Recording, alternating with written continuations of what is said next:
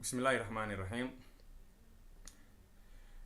Bulshada adeegyada ay u baahan tahay waxay isugu jiraan qaar ay tahay inay dawladdu sameyso iyo sidoo kale qaar ay tahay bulshada nafteeda iyada ay qabsan karto.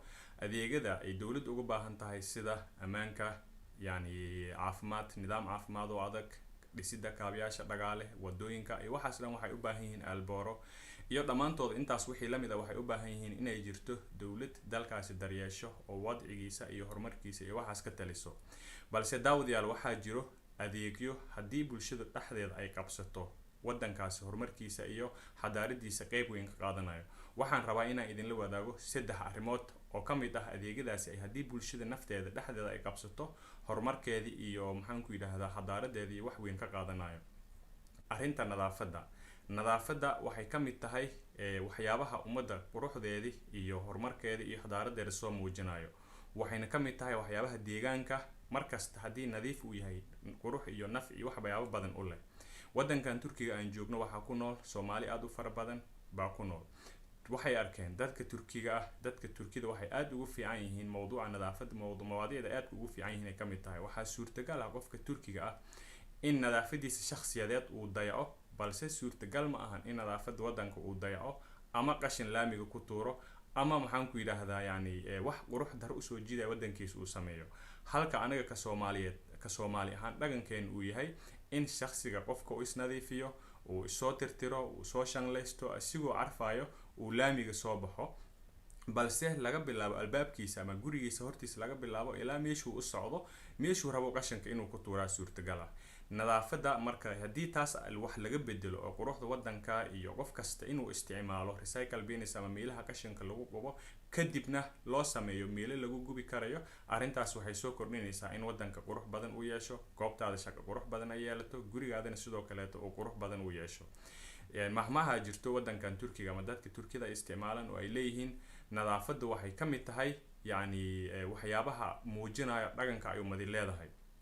Haddii gurigaaga inta la imaado uu aad u qurux daran yahay oo nadiif ahayn oo qaabku u muuqdo ee uu isku kala dhexdaadsan yahay, taasi waxay ka turjumaysaa dhaqankaad ummadaadii aad ku metelaysa ay ka turjumaysaa. Marka waxaan u baahannahay meheradaheena, guryaha aan degannahay iyo sidoo kaleeto gurigeena hortiisa inuu nadiif ahaado. Arrinka labaad oo deegaankeena bulshooyinkeena nadiif ayaan wax badan u soo kordhinayo bulshada iyadana ay samaysan karto waxaa ka mid ah arrinta beeridda geedaha. Dunida waxyaabaha saameyn wanaagsan u leh oo quruxda iyo waxyaabo badan u soo jiidanaya waxaa ka mid ah geedaha kaliya faa'iidadooda kuma eka inay cunto u yihiin xoolaha iyo nooleyaasha oo dhan inay cunto u yihiin, balse sidoo kale waxay faa'iido u leeyihiin deegaanka guud ahaan iyo cimilada. Markasta oo jaridda geedaha ay korodho oo dhulka uu saxaro isu bedelo waa markasta oo kuleelaha uu bato, waayo geedaha waxay qaataan carbon dioxide ay dadku soo saaraan ayay bey'ada deegaanka ka nadiifiyaan. Sidaas darteed geedaha waxay door weyn ka qaataan in cimilada qofka deegaanka ay quruxdiisa iyo waxyaabo badan ay ka qayb qaataan. Marka waxaa loo baahan yahay qof kasta oo Soomaaliyeed oo qaangaar ah in uu ka qayb qaato qurxinta deegaankiisa asigoo geed ku beeri karo wadanka uu geed ku beeri karayo. Gurigiisa ahaato, gurigiisa hortiisa ahaato, meelaha guud, iskuulaadka ahaato, jaamacadka ahaato, meel kasta adigoo aad qayb ka qaadan karto inaad geedo ku beerto, hatta sanad kasta hal geed hadaad beerto waxay ka qayb qaadanaysaa qurxinta wadankaadi iyo soo nooleynta dhulkaaga ayay ka qayb qaadanaysaa. Qodobka saddexaad ee ugu dambeeya oo daawada aan rabo inaan kula wadaago wuxuu yahay arrinta tasarrufka wuxuu ka mid yahay ku xadgudubka. Aadanuhu waxay ku xadgudbaan isticmaalka wax walba inta badan way ku xadgudbaan. Waxay ku xadgudbaan isticmaalka biyaha, waxay ku xadgudbaan isticmaalka korontada, waxay ku xadgudbaan isticmaalka jarista geedaha, waxaan dhan way ku xadgudbaan. Israafka ayaa wuxuu marka inoo horseedayaa in waxyaabo badan oo guryaheeni ama deegaankeeni ama wadankeeni uu ku qurxnaan lahaa in la dhameeyo. Tusaale xoolaha baabi'in badan ku socoto dunida. Waxaa sidoo kale baabi'in badan ku socota geedaha. Waxaa isticmaal badan ku socda cuntooyinka caadiga la isticmaalo dadka maadaama ay samaysanayaan cuntooyin xad dhaaf ah ayagoo aysan u baahnayn waxay sameynayaan arrintaas in cuntooyin badan la daadiyo yani dhaqankeeni waxaa ka mid ahaa tusaalaha markaan baadiyaha joognay waxayna dhihi jireen waxaan sidaan israafa u sameynin xaqooda kugu soo kici karo. xaqooda kugu soo kici karo micnaheed maxay tahay?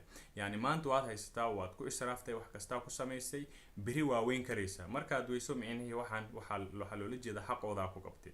marka israafkana wuxuu ka mid yahay dabeecadaha xun ee yani dadkeena ay leeyihiin, balse la bedeli karo. dhaqanka bulshada ay leedahay wax laga bedeli karo.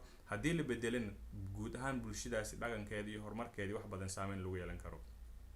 saddexdaas arrimood aan idinla soo wadaagnay waxay u baahan yihiin in dhaqanka bulshada Soomaaliyeed qayb ka mid ah ay noqdaan. qof kastana isku dayo gurigiisa inuu maxaan ku yiraahdaa yani ku tabaqo, ilmihiisa uu ku barbaariyo, naftiisa uu door ka qaato. saddexdaas shay haddii aan idin xasuusiyo waxay kala yihiin: kow, in maxaan ku yiraahdaa nadaafada qayb laga qaato; labo, in beerista geedaha qayb laga qaato; saddex, in maxaan ku yiraahdaa israafka iyo ku xadgudubka waxyaabaha aad isticmaalayso yareentooda aad qayb weyn ka qaadato.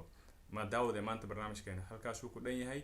videogayga waxaan u sadaqaynayaa Ilaah u raxmadee Cali Marguus oo ka mid ahaa ganacsada Soomaaliyeed oo shalay lagu dilay duleedka magaalada Baydhabo asigoo dhex joogo yani beertiisa. Ilaahay subxaanahu wa ta'aala maalmahan barakaysan waxaan ugu barinaynaa inuu dembigiisa dhaafo, anagana dulmiga inaga kor qaado. Wassalaamu calaykum waraxmatullaahi wabarakaatuh.